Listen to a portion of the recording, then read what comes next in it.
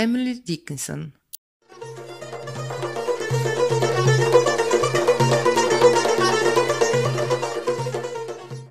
Gli atti più dolci esigono e allo stesso tempo rifuggono dalla gratitudine.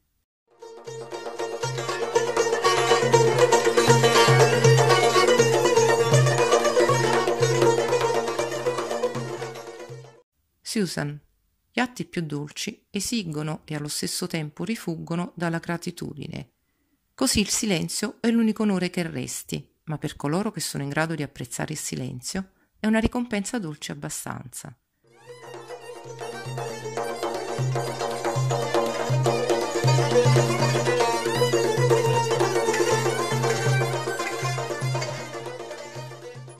In una vita che ha smesso di immaginare, tu ed io non dovremmo sentirci a casa nostra.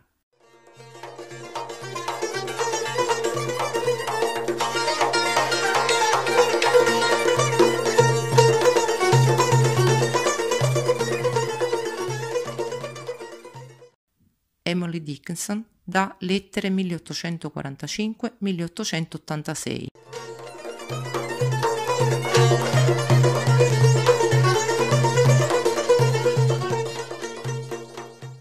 E in audio editore, a cura di Barbara Lanati.